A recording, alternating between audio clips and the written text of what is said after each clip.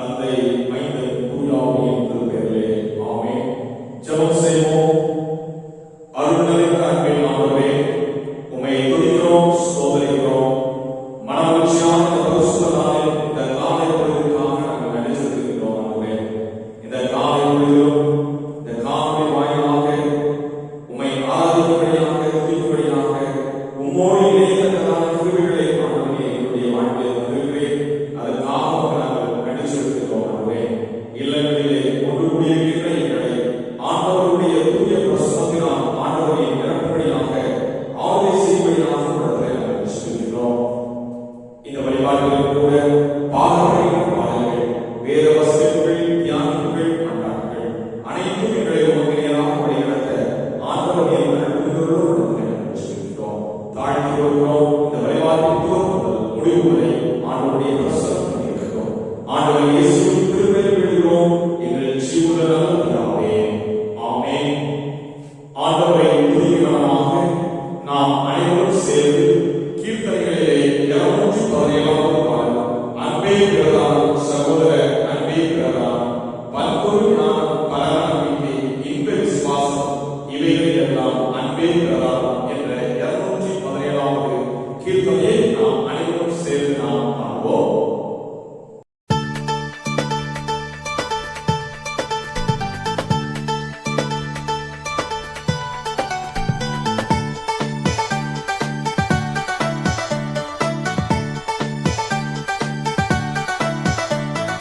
அன்பே பிரதானம் சகோதர அன்பே பிரதானம்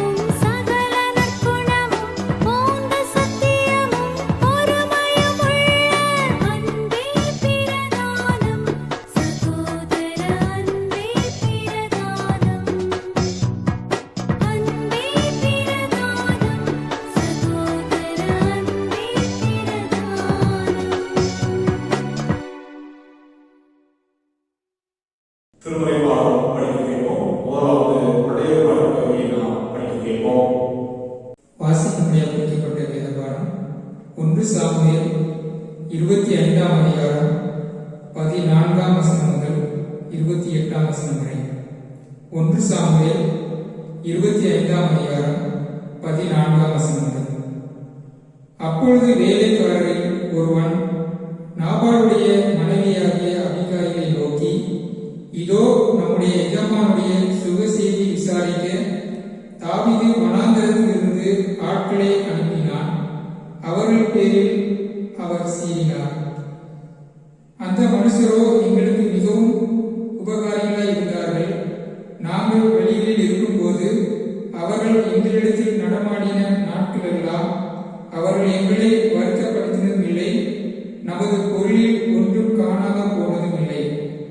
நாங்கள் ஆடுகளை மேய்த்து அவர்களிடத்தில் இருந்த நாளெல்லாம் அவர்கள் இரவும் பகலும் எங்களை சுற்றி மகிழாயிருந்தார்கள். இப்போதும் நீ செய்ய வேண்டியதை கவனித்து பாரும். நம்முடைய எஜமான் மேலும் அவருடைய வீட்டார் யாவர் மேலும் நிச்சயமாய் ஒரு பொல்லாப்பு வருகிறதாய் இருக்கிறது. இவரோ ஒருவரும் தம்மோடே பேசக்கூடாதபடிக்கு ஏலியாளின் மகனாய் இருக்கிறான் என்றான். அப்பொழுது அபிகாயில் தீவிரமாய் 200 அப்பங்களையும் 2 துருத்தி திராட்சை ரசத்தையும் சமையல் பண்ணப்பட்ட 5 ஆடுகளையும் 5 படி வறுத்த வயிற்றையும் வற்றலாக்கப்பட்ட 100 திராட்சை கொலைகளையும் வற்றலான 200 அத்திப்பழ அடைகளையும் எடுத்து கழுதைகள் மேல் ஏற்றி தன் வேலைக்காரரை பார்த்து, நீங்கள் எனக்கு முன்னே போங்கள், இதோ நான் உங்கள் பின்னே வருகிறேன் என்று சொல்லி அனுப்பினார். அந்த புருஷனாகிய நாபாலுக்கு அதை அறிவிக்கவில்லை. அவள் ஒரு கழுதையின் மேல் ஏறி மலையின் மறைவில் இறங்கி வருகையில், இதோ தாவீதும் அவன் மனுஷரும் அவளுக்கு எதிராக இறங்கி வந்தார்கள். அவர்களை சந்தித்தார். தாவீது தன் ஜனங்களை நோக்கி, அவனுக்கு வனாந்தரத்தில் இருக்கிறதையெல்லாம் வீணாகவே காப்பாற்றினேன், அவனுக்கு உண்டானதில் எல்லாம் ஒன்றும் காணாமல் போனதில்லை. என்றாலும் நன்மைக்கு பதிலாக அவன் எனக்கு தீமை செய்தான். அவனுக்கு உண்டான எல்லாவற்றிலும் சுவரில் நீர் விழும் ஒரு நாய் முதலாய் பொழுது விடிய மட்டும் நான் உயிரோடு வைத்தால் தேவன் தாவீதின் சத்துக்களுக்கு அதற்கு சரியாகவும் அதற்கு அதிகமாகவும் செய்ய கடவர் என்று சொல்லியிருந்தார். அபிகாயில் தாவீதை காண்கையில் தீவிரமாய் கழுதையை விட்டு இறங்கி தாவீதுக்கு நேராக தரையில் முகப்புற விழுந்து பணிந்து அவன் பாதத்தில் விழுந்து, என் ஆண்டவனே, இந்த பாதகம் என் மேல் சுமரட்டும். உம்முடைய அடியாளுடைய வார்த்தைகளை நீர் கேட்கும் பொருட்டாக உம்முடைய அடியார் உமது செவி கேட்க பேச வேண்டும். என் ஆண்டவனாகிய நீர் நாபால் என்னும் இந்த பேரியார்களின் மனுஷனை ஒரு பொருட்டாக எண்ண வேண்டாம். அவன் பெயர் எப்படியோ அப்படியே அவன் இருக்கிறான். அவன் பெயர் நாபால், அவனுக்கு பைத்தியமும் இருக்கிறது. உம்முடைய அடியாளாகிய நானோ என் ஆண்டவன் அனுப்பின வாலிபரை காணவில்லை. இப்போதும் என் ஆண்டவனே, நீ இரத்தம் சிந்த வரவும் உம்முடைய கை நீதியை சரிகட்டவும் கர்த்தர் உமக்கு இடம் கொடுக்கவில்லை என்பதை கர்த்தருடைய ஜீவனை கொண்டும் உம்முடைய ஜீவனை கொண்டும் சொல்கிறேன். இப்பொழுதும் உம்முடைய சத்துருக்களும் என் ஆண்டவனுக்கு விரோதமாக பொல்லாப்பு தேடுகிறவர்களும் நாபாலை போல ஆகப்படுவார்கள். இப்போதும் உமது அடியால் என் ஆண்டவனுக்கு கொண்டு வந்த காணிக்கையை ஏற்றுக்கொண்டு என் ஆண்டவனை பின்பற்றுகிற வாலிபருக்கு கொடுப்பீராக. உமது அடியாளின் பாதகத்தை மன்னியும். கர்த்தர் என் ஆண்டவனுக்கு நிலையான வீட்டை நிச்சயமாய் கட்டுவார். என் ஆண்டவன் கர்த்தருடைய யுத்தங்களை நடத்துகிறாராமே. நீர் உயிரோடு இருக்கும் நாளில் ஒரு பொல்லாப்பும் உண்மையிலே காணப்படாதிருப்பதாக. வாசிக்கும்படியாக குறிக்கப்பட்ட வேத பகுதி வாசித்து கிறிஸ்துவின் மகிழ்கின்றவராக. நற்செய்தி பாடம் படிக்கிறோம். 10ஆம் அதிகாரம் 25 வசனம் முதல் 37 வசனம் வரை. லூக்கா 10ஆம் அதிகாரம் 25வது வசனம் முதல் 37ஆம் வசனம் வரை. அப்பொழுது நியாயாஸ்திரி ஒருவன் எழுந்திருந்து அவரை சோதிக்கும்படி, போதகரே, நித்திய ஜீவனை சுதந்திரித்துக் கொள்ளும்படி நான் என்ன செய்ய வேண்டும் என்று கேட்டான். அதற்கு அவர், நியாய பிரமாணத்தில் என்ன எழுதியிருக்கிறது? நீ வாசித்திருக்கிறது என்ன என்றார். அவன் பிரதியுத்தரமாக, உன் தேவனாகிய கர்த்தரிடத்தில் உன் முழு இருதயத்தோடும், உன் முழு ஆத்மாவோடும், உன் முழு பலத்தோடும், உன் முழு சிந்தையோடும் அன்பு கூர்ந்து, உன்னிடத்தில் அன்பு கூறுவது போல் பிறரிடத்திலும் அன்பு கூறுவாயாக என்று எழுதியிருக்கிறது என்றான். அவர் அவனை நோக்கி, நிதானமாய் உத்தரவு சொன்னாய், அப்படியே செய், அப்பொழுது பிழைப்பார் என்றார். அவன் தன்னை நீதிமான் என்று காண்பிக்க மனதாய் இயேசுவை நோக்கி, எனக்கு பிறன் யார் என்று கேட்டான். இயேசு பிரதியுத்தரமாக, ஒரு மனுஷன் எருசலேமிலிருந்து எரிகோவுக்கு போகையில் கல்லறையில் அகப்பட்டான். அவர்கள் அவன் வஸ்திரங்களை உரித்து கொண்டு அவனை காயப்படுத்தி குற்றுயிராக விட்டு போனார்கள். அப்பொழுது தற்செயலாய் ஒரு ஆசாரியன் அந்த வழியே வந்து அவனை கண்டு பக்கமாய் விலகி போனான். அந்தபடியே ஒரு லேவியனும் அந்த இடத்திற்கு வந்து அவனை கண்டு பக்கமாய் விலகி போனான். பின்பு சமாரியன் ஒருவன் பிரயாணமாய் வருகையில் அவனை கண்டு மனதுருகி கிட்ட வந்து அவனுடைய காயங்களில் எண்ணெயும் திராட்சை ரசமும் வார்த்து காயங்களை கட்டி அவனை தன் சுய வாகனத்தின் மேல் ஏற்றி சத்திரத்திற்கு கொண்டு போய் அவனை பராமரித்தான். மறுநாளிலே தான் புறப்படும் போது 2 பணத்தை எடுத்து சத்திரத்தான் கையில் கொடுத்து, நீ இவனை விசாரித்துக் கொள், அதிகமாய் ஏதாயிலும் இவனுக்காக செலவழித்தால் நான் திரும்பி வரும்போது அதை உனக்கு தருவேன் என்றான். அப்படி இருக்க கல்லறையில் அகப்பட்டவனுக்கு இந்த 3 பேரில் எவன் பிறனாயிருந்தால் உனக்கு எப்படி தோன்றுகிறது என்றார். அதற்கு அவன், அவனுக்கு இரக்கம் செய்தவனே என்றான். அப்பொழுது இயேசு அவனை நோக்கி, நீயும் போய் அப்படியே செய் என்றார். வாசிக்க வேண்டிய வேதபாடம் வாசித்தாயிற்று. தலைகளை தாழ்த்தி ஆண்டவரை நோக்கி பார்ப்போம். கிருபை நிறைந்த அன்பின் ஆண்டவரே, உம்மை துதிக்கிறோம், ஸ்தோத்தரிக்கிறோம், வாழ்த்துகின்றோம், வணங்குகின்றோம்.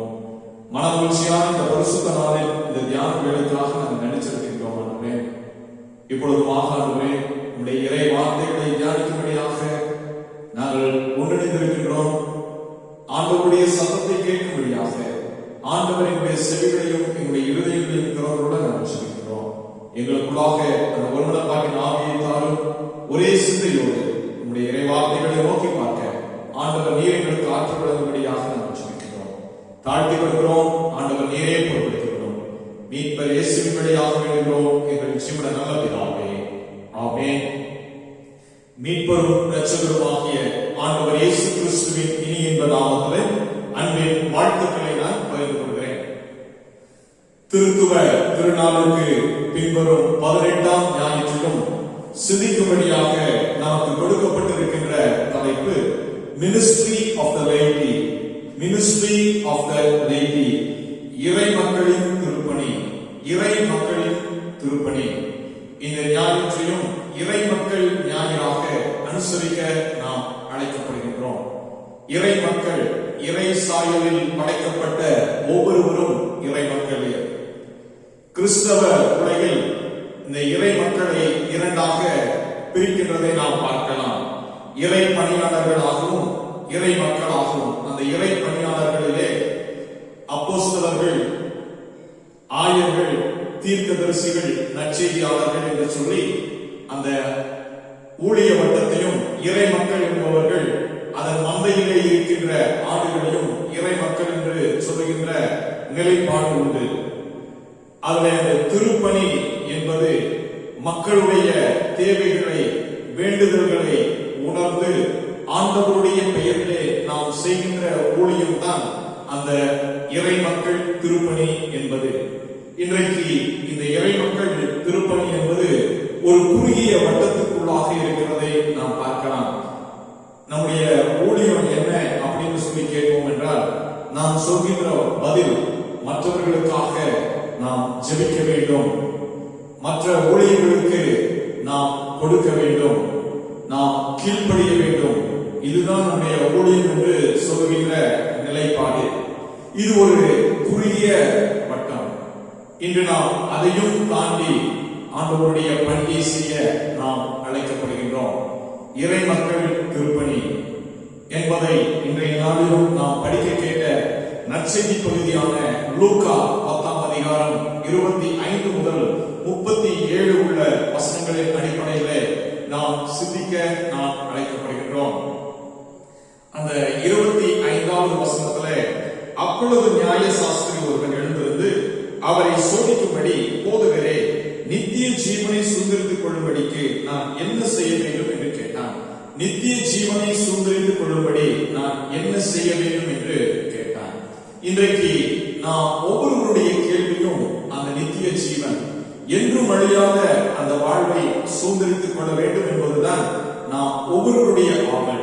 இன்றைக்கு ஆண்டவரை நான் தொழுது கொள்கிறேன், ஆண்டவரை நான் வழிபடுகிறேன், ஜெபிக்கிறேன், ஒவ்வொரு பணிகளையும் நான் செய்கிறேன் என்றால் அந்த நித்திய வாழ்வுக்குள்ளாக நான் பிரவேசிக்க வேண்டும் என்பதுதான் நம்முடைய பிரயாசம். இன்றைக்கு நான் அந்த வாழ்வை, கடவுள் உகந்த வாழ்வை நான் வாழ்கிறேனா என்று சிந்தித்து பார்க்க நாம் அழைக்கப்படுகிறோம். அந்த நித்திய வாழ்வை வாழ்வதற்கு ஆண்டவர் இயேசு கற்றுத்தருகின்ற பாடம் தான் இந்த இடத்துல சொல்லப்பட்டிருக்கிறது. முதலாவதாக நாம் இந்த பகுதியிலே காணப்படுகின்ற 5 விதமான மனிதர்கள்: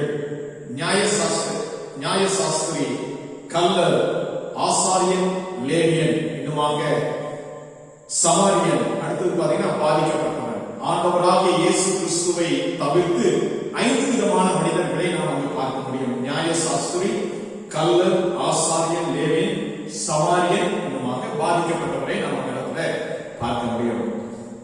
இன்றைக்கு நாமும் கூட இந்த 5 விதமான மனிதர்களிலே ஒருவராக அல்லது பலராக நாம் இருக்கின்றோம். அதில் முதலாவதாக நாம் அந்த நியாய சாஸ்திரியை குறித்து நாம் பார்ப்போம் என்றால், நியாய சாஸ்திரி என்பவர் நியாயம் விசாரிக்கிறவர்கள், வழக்கறிஞர், நியாய பிரமாணத்தின்படி நடக்கிறேன் என்று சொல்லுகிறவர்கள். அவங்க தான் பாத்தீங்கன்னா அந்த நியாய சாஸ்திரி. எல்லாரையும் நியாயம் விசாரிக்கிறவர்கள். அவர்கள் சொல்வதுதான் நியாயம். மற்றவர்களுடைய பேச்சை அவர்கள் எடுத்துக்கொள்ள மாட்டார்கள், மற்றவர்களுடைய கருத்துக்களை அவர்கள் எடுத்துக்கொள்ள மாட்டார்கள். ஆண்டவராகிய இயேசு கிறிஸ்து வாழ்ந்த காலத்தில் இந்த நியாய சாஸ்திரிகள் யார் என்று பார்க்கும் பொழுது அந்த பரிசேயர்கள். நாம் பரிசேயர்கள் குறித்து அநேக காரியங்களை நாம் அறிந்திருக்கிறோம். அவங்க என்ன சொல்றாங்க? ஆபிரகாமின் பிள்ளைகள் நாங்கள், உபவாசங்களை நாங்கள் கடைபிடிப்பவர்கள் நாங்கள், நியாய பிரமாணத்தின்படி நடப்பவர்கள் நாங்கள் என்று சொல்லி தங்களை மேன்மைப்படுத்திக் கொள்கிறவர்களாக காணப்படுகிறவர்கள் தான் இந்த நியாய சாஸ்திரிகள். அதான் அவர் அந்த 29வது வசனத்துல அருமையா சொல்கிறாரு, அவன் தன்னை நீதிமான் என்று காண்பிக்க மனதாய் இயேசுவை நோக்கி எனக்கு திறனான் என்று கேட்டான். பாத்தீங்கன்னா, நீதிமான், தன்னை மேன்மையுள்ளவனாக காட்ட, இதுதான் அந்த நியாயசாஸ்திரியுடைய நிலைப்பாடு. இன்றைக்கும் நாமும் மற்றவர்களுடைய கருத்துக்களை ஏற்காத வண்ணம், மற்றவர்களை நியாயத்தீர்க்கிறவர்களாக, குற்றப்படுத்துகிறவர்களாக இருக்கின்றோம். நம்மையே நாம் மேன்மை பாராட்டுகிறவர்களாக இருக்கிறோம். அப்படி இருப்போம் என்றால் நாம் அந்த நித்திய ஜீவனை நாம் சுதந்திரித்துக் கொள்ள முடியாது. அடுத்ததாக நாம் பார்க்கும்போது 10ஆம் அதிகாரம் 30ஆம் வசனம், இயேசு பிரதியுத்தரமாக, ஒரு மனுஷன் எருசலேமிலிருந்து எரிகோவுக்கு போகையில் கல்லர் கையில் அகப்பட்டான். அவர்கள் அவன் வஸ்திரங்களை உரிந்து கொண்டு அவனை காயப்படுத்தி குற்றுயிராக விட்டு போனார்கள்.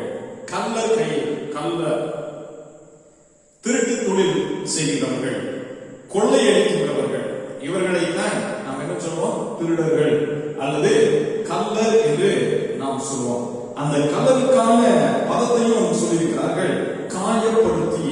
காயப்படுத்துகிறவர்கள் தான், காயப்படுத்துகிறவர்கள். இன்றைக்கு கிறிஸ்தவர்களாக நாம் இந்த திருட்டு தொழிலை நாம் செய்யாவிட்டாலும் பல நிலைகளிலே கொள்ளையடிக்கின்றவர்களாக நாம் காணப்படுகின்றோம். எப்படி, எதை நாம் கொள்ளையடிக்கின்றோம்? மற்றவர்களுடைய சந்தோஷத்தை, மற்றவர்களுடைய சமாதானத்தை, மற்றவர்களுடைய நம்பிக்கையை, மற்றவர்களுடைய விசுவாசத்தை, இப்படி மற்றவர்களிடத்திலே காணப்படுகின்ற ஒவ்வொரு காரியங்களையும் குலைக்கின்றவர்களாக, கொள்ளையடிக்கின்றவர்களாக நாம் காணப்படுகின்றோம். காயப்படுத்துகிறவர்களாக, அவர்களை சமாதானம் விளக்கம் செய்கிறவர்களாக, மகிழ்ச்சியாக இருக்கிறவர்களை அந்த மகிழ்ச்சியை கெடுக்கின்றவர்களாக இன்றைக்கு பெரும் கூட்டம் அப்படிப்பட்ட ஒரு கூட்டமாகத்தான் இருக்கிறது. அதை அவனை காயப்படுத்தி குற்றுயிராக விட்டு போனார்கள். இன்றைக்கு நாம் பலருடைய சமாதானத்தை, மற்றவருடைய மகிழ்ச்சியை நாம் கெடுத்து அவர்களை விட்டு விடுகிறோம். மிக கடினமான ஒரு காரியம். இன்றைக்கு நான் அந்த வரிசையில், அந்த மக்கள், அந்த மனிதனாக நான் இருக்கிறேனா சிந்தித்து பார்க்க நாம் அழைக்கப்படுகின்றோம். அப்படி இருப்போம் என்றால் கண்டிப்பாக நாம் ஆண்டவருடைய ராஜ்யத்தை நாம் சுதந்திரித்துக் கொள்ள முடியாது. அந்த நித்திய ஜீவனை நாம் சுதந்திரித்துக் கொள்ள முடியாது. அடுத்ததாக ஆசாரியன், லேவியன், ஊழியக்காரர்கள் என்று அழைக்கப்பட்டவர்கள், நியாயப்பிரமாணங்களை கற்றுத் தேர்ந்தவர்கள், போதிக்கின்றவர்கள். அவங்க பாத்தீங்கன்னா பக்கமாய் விலகி போனார்கள். அவர்களுக்கான அந்த அர்த்தம் எப்படி சொன்னா, விலகி போகிறவர்கள், விலகி போகிறவர்கள். அன்று அவர்கள் வழிபாட்டிற்காக, தங்களுடைய கோட்பாடுகளுக்காக, கலாச்சாரங்களுக்காக அந்த பாதிக்கப்பட்டவனை கண்டுகொள்ளாமல் விலகி போனார்கள்.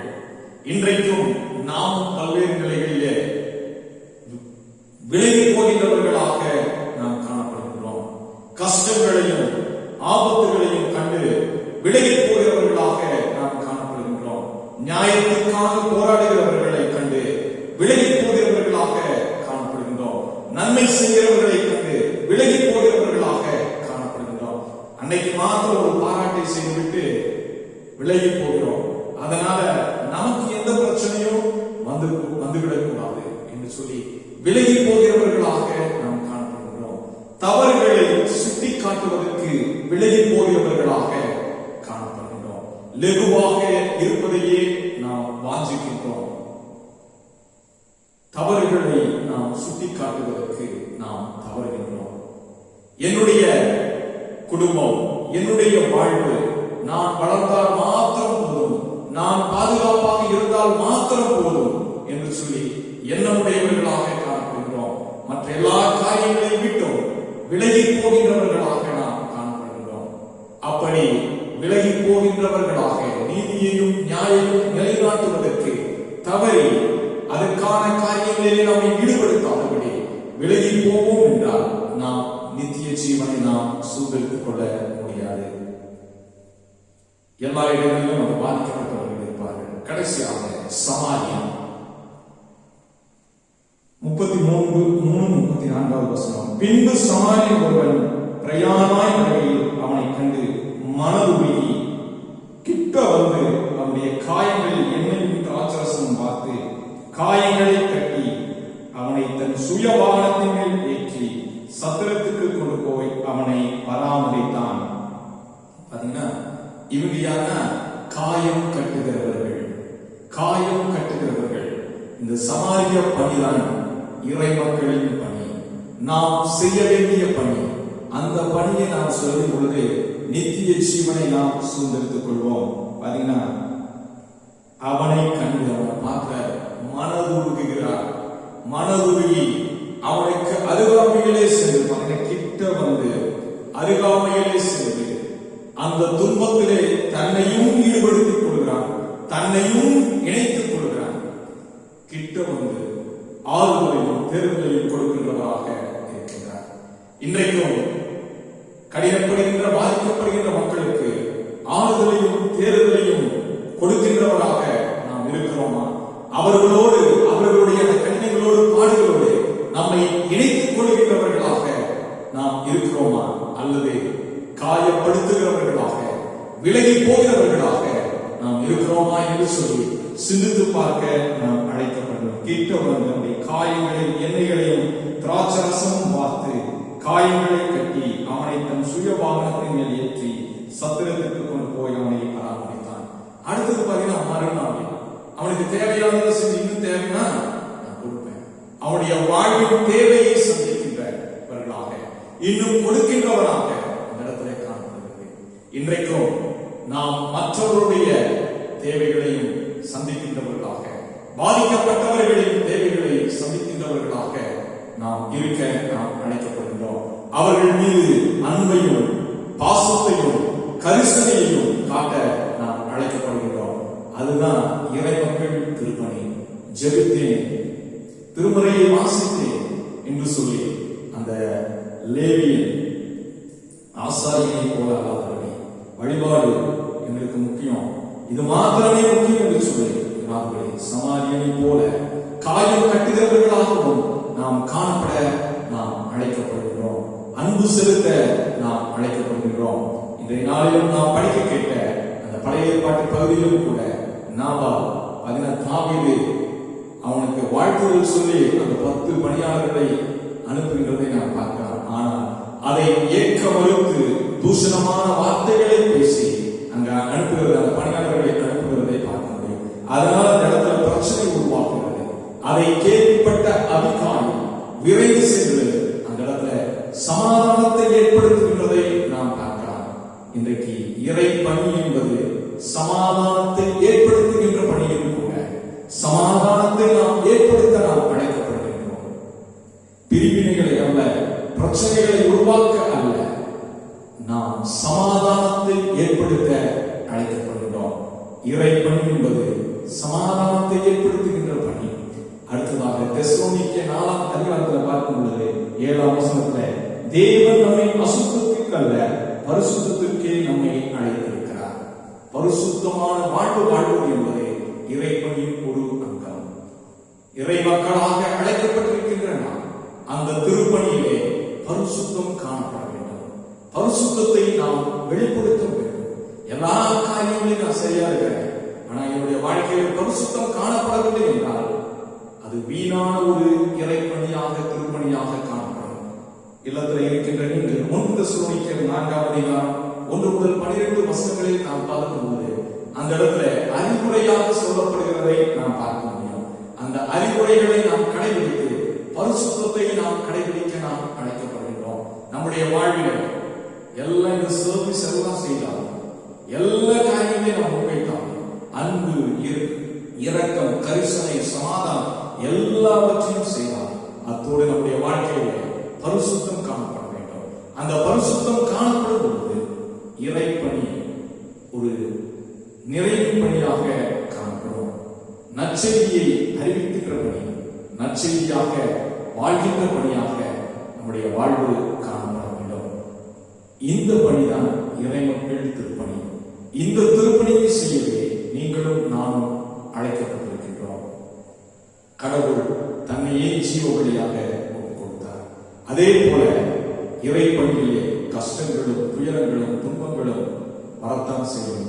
நம்மை கடவுளுக்கு வழியாக நம்மை நாம் அர்ப்பணிப்போம். அர்ப்பணிக்கும் பொழுது கடவுள் அந்த நித்திய வாழ்வை நம்முடைய வாழ்விலே தர வல்லவராக இருக்கிறார். கடவுள் தாமே இந்த வார்த்தைகளை ஆசீர்வதிப்பாராக. தலைகளை தாழ்த்துவோம். அன்பின் ஆண்டவரே, உம்மை துதிக்கிறோம், ஸ்தோத்திரிக்கிறோம்.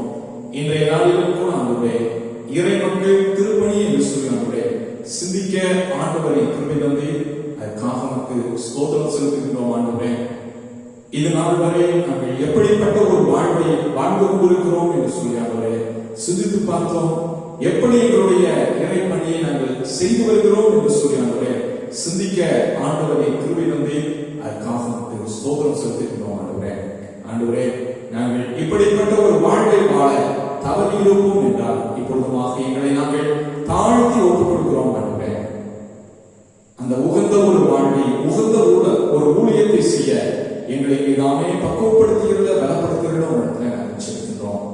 அன்பு செலுத்துகின்றவர்களாக, இரக்கம் காட்டுகிறவர்களாக, கரிசனை பாராட்டுகிறவர்களாக, அமைதியை சமாதானத்தை உருவாக்குகின்றவர்களாக, எங்களுடைய வாழ்விலே பரிசுத்தத்தை காத்துக் கொள்கிறவர்களாக வாழ எங்களுக்கு ஆற்றல் புரிந்தவர்கள் நாங்கள் செலுத்துகிறோம். தாழ்த்தி உங்களுடைய கருத்தை கொடுக்கிறோம். ஆண்டவர் நீரே பொருட்படுத்திக் கொள்ளும். மீட்பர் இயேசுவின் திருப்பெயரில் வேண்டுகிறோம் எங்கள் ஜீவ நல்ல பிதாவே, ஆமென்.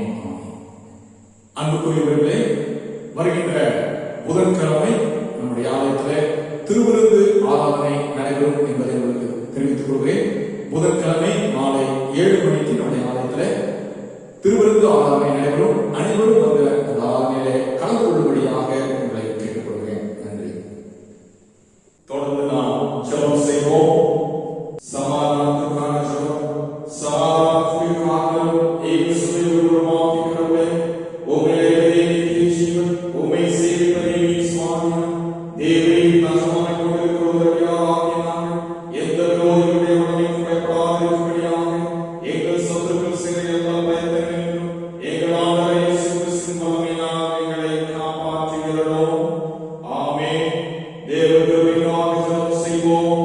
சர்வ வல்லமையுள்ள நித்திய கடவுளே, இந்நாள் வரை எங்களை சுகமாய் நடத்தி வந்த எங்கள் பரமபிதாவாகிய ஆண்டவரே, இந்நாளில் உமது வல்லமையினால் எங்களை காப்பாற்றி நாங்கள் யாதொரு பாவத்திற்கு உட்படாமலும் எவ்விதமான மோசத்திலும் அகப்படாமலும் உமது பார்வைக்கு நீதியாய் இருக்கிறதை எப்பொழுதும் செய்கிறதற்கு நாங்கள் செய்த எல்லாவற்றையும் உடைய ஆவியினாலே நடத்திட வேண்டும் என்று எங்கள் ஆண்டவர் இயேசு கிறிஸ்துவின் மூலமாய் வேண்டிக் கொள்கிறோம்.